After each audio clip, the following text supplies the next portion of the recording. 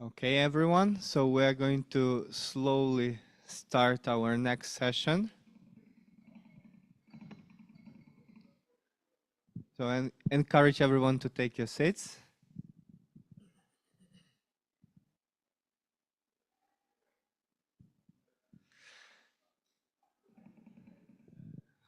All right. Here we have with us Markіян КЛЮЧКОВСЬКИМ, who is representing very interesting organization. Probably that's a quite unique. I don't know. Can I call it like a venture? Yeah. Which was, from the best of my knowledge, initiated by Markіян. Yeah, and I would like. I think that everyone is already curious to hear a bit more about what this register, at what stage it's now, and what should we expect, and what can we do later on. So I'll give the floor to Markіян, who is previously used to be a partner of one of the largest Ukrainian law firm, and at these days he is executive director of the Register of Damages caused by Russia Federation to Ukraine. So Markіяn, the floor is yours. Thank you, Andrei. Good morning, everyone. Thank you for the invitation to come to this forum and speak. It is important for us to inform everyone about what we are, what we do, and why what we do is important. Just in terms of very brief introduction, we as lawyers, we know that under international law, the issue of reparations is not controversial one. If a state commits an internationally wrongful act and causes damage to the other state, that first state is under a duty, under international law, to make full reparation, including full compensation. There is no, however, in international law, a mechanism to implement that rule into reality. And in the world's history, especially in the past 70 years, this rule was implemented only in one of two ways. Either with the agreement of both sides, for example, a peace agreement to conclude conflict, or decision of the Security Council that impose things on states against their will. For obvious reasons, neither of these two options are available for us, for Ukraine, because Russia is not cooperating, and Russia is not cooperating in the Security Council as well. So we had to come up and propose a concept to implement that rule that the guilty state should make reparation to the victim state despite of those difficulties. And Ukraine made that proposal in the form of a proposal for a comprehensive compensation mechanism for Ukraine that would consist of three main pillars or three main phases. Phase one, this is what we're dealing with right now, is to establish the register of damage to create a record of the damage that was caused by Russia to Ukraine. That record of damage is created through the submission of claims for compensation by all those who have suffered from the Russian aggression, from the people, from the businesses, and from the Ukrainian government.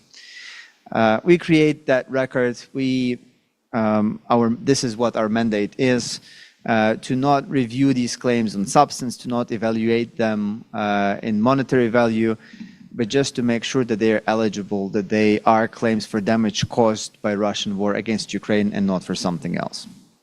After we do that, the second pillar of the mechanism is what we call a claims commission.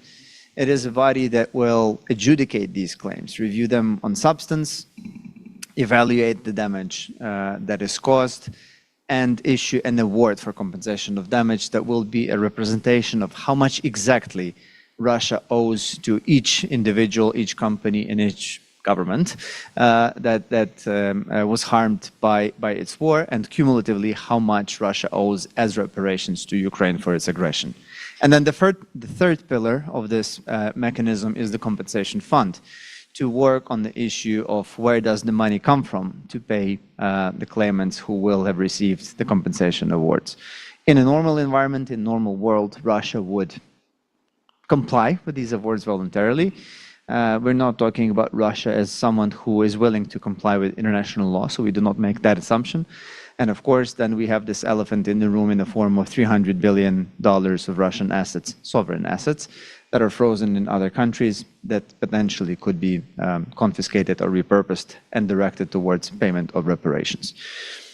To sort of get this question out of our way, of course, we understand that even if we get hold of the 300 billion, which is still an uphill battle, it will not be enough to compensate everybody for everything. You have heard from Svetlana's presentation this morning that even a modest assessment by the World Bank and others on the reconstruction needs comes up with a figure of $486 billion.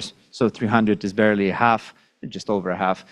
But 300 billion is a good start. If we can get hold of that, that would probably make our life a little bit better. But before we get to dividing the money, we have to first kill the proverbial bear. And before we kill proverbial bear, we have to understand what we're dealing with in terms of a scope. And that means finding a way to allow everybody to be able to submit claims for damage. And not just claims, but also evidence. Because in the end of the day, we are in the context of a legal process. So all of our processes, all of our decisions, first and foremost, must be based on evidence. And in our work, we are trying to find a balance between what it is that we have to insist the claimants submit to us to support their claims, to be able to make decisions on them in the future, and balance it against what it is that the claimants can realistically be expected to submit, considering that it is sometimes difficult to collect evidence on the battlefield or in the context of a war. Another point that I should make before going into the Q&A that is planned is that the register is, the mandate of the register is comprehensive. In principle, we want to be able to record all damage, loss, and injury that was caused by Russian aggression to Ukraine. That means material and non-material, that means direct and indirect. And when it comes to individuals, we're talking about loss of life, injury, torture, suffering, sexual violence, deprivation of liberty, forceful displacement, deportation, and so on and so forth. We, of course, talk about property, we talk about loss of gainful employment and other economic loss. When we talk about government and business, we talk about, again, property, direct losses, for example, losses to facilities, to destruction of facilities and infrastructure, but also indirect losses, losses of business and economic damage that is forward-looking. We're also looking at things that are not directly linked to economy, things like destruction, damage or destruction to historic and cultural heritage, and destruction and damage to environment. So all that is comprehensive. For each of these categories, we have 44 categories of damage that we have now listed in our rules.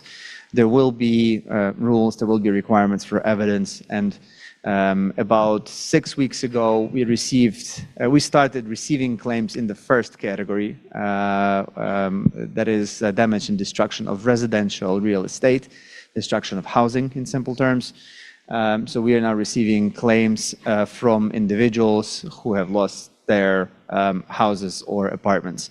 All the claims will be submitted to us or are submitted to us in digital form through DIA. Ukrainians know what that is. It's a government services app and a web portal that is accessible to everyone in Ukraine. What is fairly new is that we will also require legal entities to submit that evidence through DIA. We're designing the system for that. And in our next batch of categories that we will open for submission, we'll also have the first categories for government and business, including damage and destruction to critical infrastructure of Ukraine. So looking at colleagues like Svetlana, who will have to learn the process of navigating DIA, navigating our claim forms to submit also large and complex claims. I can talk forever, so I will stop here and happy to answer the questions. Thank you, Markіян. So we more or less already understand what's the purpose of this register, but can you explain us a bit more on how this register was created? What the history of this register?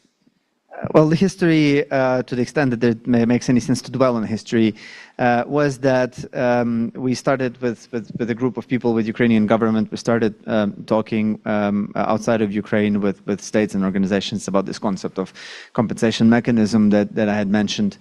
It quickly became clear that it will be very, very difficult to create it all at once. So the decision was made to follow a stepwise approach, go step by step. The first step of action was to propose to the UN General Assembly a resolution supporting this idea. So in November of 2022, on the 14th of November, the General Assembly adopted a resolution that had three main points in it. One, politically speaking and legally speaking, the resolution said that Russia must be held to account for its war in Ukraine, including in terms of being liable for compensation of damages that war is causing. Second, the resolution recognized the need for establishing a compensation mechanism to deal with the consequences of the war. And third, recommended the establishment of the Register of Damage as the first step. After that resolution, we focused on negotiations about the Register of Damage, and we received a proposal from the Council of Europe, a very well-known international organization, to establish the Register of Damage under its auspices through a peculiar little instrument called an enlarged partial agreement. That is a form of cooperation between both members and non-members of the Council of Europe that allows them to speak about specific issues of interest to states. So through that work and through cooperation and engagement with 43 states in the European Union, in May of last year, more or less a year ago, we reached an agreement to establish the Register of Damage with headquarters in The Hague that would serve its purpose, and that is meant to be the first component of the compensation mechanism, followed by the Claims Commission and the Compensation Fund. That's as far as I can go about history, because history was not really all that long. It all went really quickly. I'm quite sure that we set some sort of a world record in establishing international organizations, because we went from zero to a functioning organization in about 3 months, and we went from, well, me being employee number one, quite technically in that organization, to becoming operational and starting receiving claims in 9 months and 1 day. Interesting. And could you also mention, is there any like similar registers that already operate, or let's say something unique what we can observe here? There are similar concepts and similar organizations in principle that we looked at and drew inspiration from. When it comes to registers of damage, the most comparable one probably is what is called UNROD, United Nations Register of Damage, created to deal with the consequences of the construction of the wall in the occupied territories of Palestine. It was established in 2007. And it is exactly what we are, a register of damage. What makes it extremely different, among many different things, many other things, what makes it particularly different from us is the scope. Because in the more than 15 years of its operation, it received only about 80,000 claims. We, in just the category that we launched last month, the damage and destruction of housing, we expect to receive between 300 and 600,000 claims, and altogether throughout the register between 6 and 8 million. So as a concept, UNROD is somewhat comparable. In practical reality, there's very little that we can draw from UNROD to inform how we get set up, how we operate. We basically have to we have to basically invent ourselves from that perspective. Okay, can you also name like the biggest challenges that you have right now in terms of running this register? Where do I start? The biggest challenge is balancing the need to do things quickly and to do things right. We like, and I should put things in context. We like to talk about how fast we sometimes are, and really going from zero to starting receiving claims in 9 months is incredibly fast. But also from the point of view of Ukrainians, it can never be fast enough. So there's always going to be pressure on us to deliver as fast as possible. When we say, oh, we started this category of claims, but the claims for loss of life will be available in 3 to 5 months, people who have lost their relatives in the war, for them 3 to 5 months is an eternity. They want an outlet right now. So that always creates a pressure on us. But on the other hand, we very acutely understand that the Register of Damage and the entire reparation process is a project that will be measured in years. And it is considerably more important to do it right on the grand scheme of things, to do it right than to do it absolutely quickly, especially when we have to build all the systems from zero. So one example of that is building the digital system that will allow submission and processing of claims digitally on that scale. Anyone who has had to deal with IT development understands how difficult it is to get new systems up and running without errors, without bugs, so that it was able to handle millions and millions of claims. That takes time. From that perspective, that probably is the biggest day-to-day challenge, balancing these things, this element of really desire and pressure and need to do things fast, but also to do it right so that everything worked. So you expect quite a big number of claims, yeah? And how do you planning to overcome this issue with that data verification? This is a really great question that we are just in the process of answering. We start with a simple fact that we simply must accept, that we will never be able to do that manually going from case by case. There's just too many cases, it will take too much time. I don't want to create a system that has no choice but to work for 150 years before it gets through all the claims, because people need redress, people need reparation at least within the reasonable expectation horizon. So if we accept that fact, then we have to accept the reality that we have to embrace the modern technology and what it gives to us. Again, we have to look at what living in the 21st century gives us in terms of software, in terms of AI, and ability to process large amounts of data. So verification of data relies on us being modern. One horizon, one degree of verification comes from the process of submission of claims to begin with. We do not just ask claimants to submit, PDFs of everything or photos of everything. We get as much information as possible from existing Ukrainian sources and databases that are automatically connected to us through the DIA application.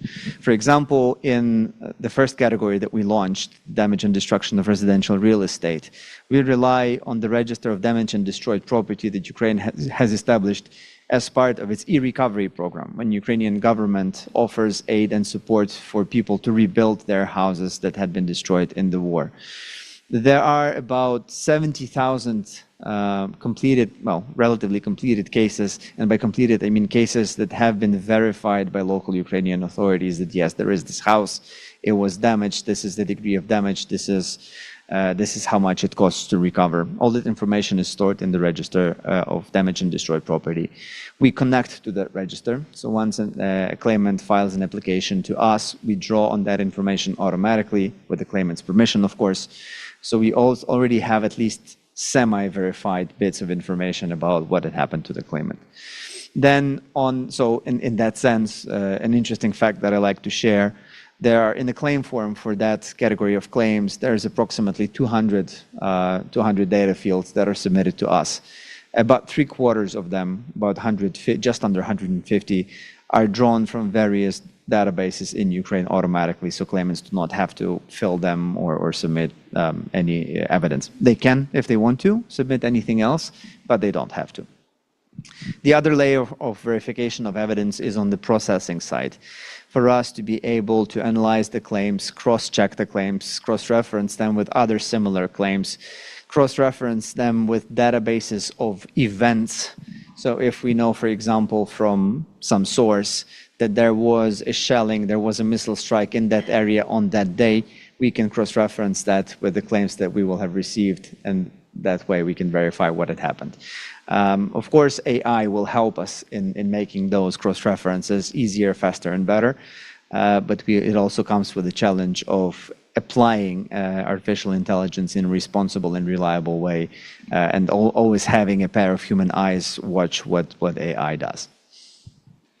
And how we, as a legal community, compliance community, can we somehow utilize this register? Is it like open to everyone, or like everyone can have access to this register? How does it look like? No, unfortunately, everyone will not have access to it. I mean, we are talking about personal data of millions of people, and more or less a quite complete picture about the state of Ukraine from a point of view of destruction and damage. So that will, of course, be very, very closely guarded secret, and we're actually going to great lengths to not allow unauthorized access to it. What the legal community can do and should do is to help claimants submit claims. I think it's fair to say that for people in this room, it's easier compared to some of the others to go through the rules of the register that are all published on our website, understand the process, understand how it works, understand what preparations needs to be done, and to help claimants submit claims. And we're not just talking about big corporate clients, we're also talking about regular people. So I'm sure that most of the law firms represented here have pro bono programs, you know, I was, as Andrei said, I was at law firms some time ago. We had a pro bono program, and that's how we would help just people get access to this service, by helping them fill a claim form, submit a claim, prepare evidence, and so on and so forth. We plan to do that on a nationwide scale. We plan to engage, and we're starting to engage, the network of free legal advice that is state-governed, to be able to provide legal assistance to people in every corner of Ukraine in that sense. But of course, you know, private bar, private legal community can also help with that. Can you elaborate a bit more on the process, claim submission process? Like how long it takes, how does it look like? So the claim submission process happens in DIA. Right now it happens in both the mobile application that we all have on our phones, all us Ukrainians, and through the web portal on dia.gov.ua. So far it is incredibly simple. So the average time for completion of a claim form for destruction of housing right now is under 10 minutes. And it is in principle super intuitive. It does not, you know, take a law degree to figure out how to do this. So, you know, basically people have to go to DIA, they get, you know, they log in, they get authenticated as for who they are, and then they simply follow the claim form, fill the fields, review the information, click submit, and there it is. Of course, not everything will be as easy as this, because there will be categories where there's no database with automated evidence. There will have to be manual submission of files and statements and descriptions and so on. But again, we are designing this process to be as simple and as intuitive for an average person as we can. When it comes to legal entities in the government, it will be a little bit more complicated, just because of the nature of the claim, just because of how the claims are in these categories. And it is one of our challenges, how to ask claimants to structure that information so that we could easily process it, understand what the claim is all about, understand the evidence, and then prepare to make a decision. So unlike for individuals, for legal entities, there will be a requirement also to provide a narrative description of the claim. What are we talking about? What kind of property are we talking about? What kind of damage it sustained? What kind of value are we talking about? And generally to understand this, what it is. Because if we get as evidence just the list of destroyed, you know, transformator stations, it will be very difficult for us to understand what exactly had happened. But again, it should be in principle quite easy and intuitive, even if some categories of claims may take a little bit more work than others. And can you also tell us a bit more about categories, like what kind of categories are going to be? So we have three groups of categories. We call them A, B, and C, based on the type of a claimant. A claims are claims by individuals. So I briefly talked about them. They include a large variety of claims from involuntary displacement, both internally and externally, to loss of life, to missing persons, to serious personal injury, to the consequences of the alleged war crimes, such as torture, sexual violence, inhumane treatment, deprivation of liberty, forced labor, and so on and so forth. Of course, property claims and economic claims, such as the loss of gainful employment because of the war. Then we have B and C claims. B claims that are to a large degree, they're somewhat similar. B claims are claims from the government, and C claims are claims from legal entities, for the most part, businesses. For the most part, they are about property. So that mentioned destruction to property, to enterprises, to facilities, public facilities. That includes, in the context of businesses, that includes claims for indirect business losses. Then there's claims related to environment, claims related to cultural and historic and religious heritage. There's a category of claims related to the costs of demining of Ukrainian territories. So really, as I said, we mean to be quite comprehensive, to cover more or less everything, all the consequences that the war is causing in Ukraine, as long, and maybe I should have mentioned this earlier, as long as the claim fits three eligibility criteria that we have in our statute. The claims must be for damage that has occurred in the territory of Ukraine, including the occupied territories such as Donbass and the Crimea. The claims must be for damage that has occurred on or after 24th of February 2022, and it must be for damage that is linked, that was caused by the Russian aggression, that is linked to the Russian aggression. As long as the claim is within these three criteria, it can be recorded in the register. Do I understand correctly that international companies, investors who operate in Ukraine who were damaged by, so they are also able to file a complaint? Yes, that's exactly right. There is no nationality criteria when it comes to the claimant. So foreign companies, foreign investors, foreign citizens can file claims as long as the damage has occurred in the territory of Ukraine. All right. And can you tell us a bit more about the future plans, like in terms of expanding, enhancing the register? So on future plans, it's both very simple and very complicated. In simple terms, our immediate plans is to expand what we are doing and increase the number of categories that are all open for submission of claims. Like I said, over the summer, we plan to launch between 10 and 12 new categories that I've mentioned before. Another batch will be launched in the fall.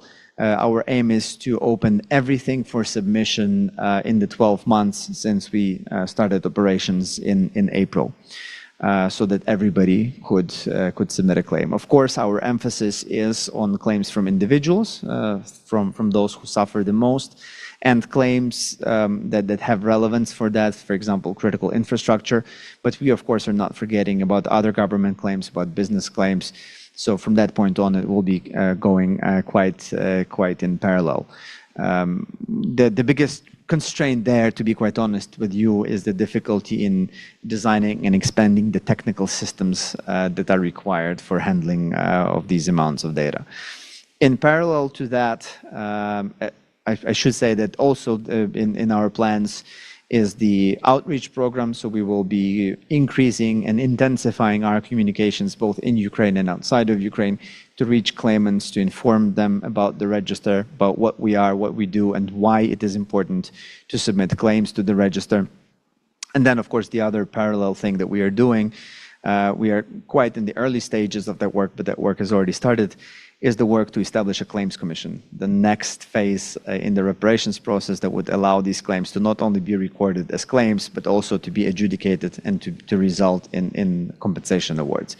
That work will take time, and that's a complex multilateral international negotiations, but we already started that work. Okay.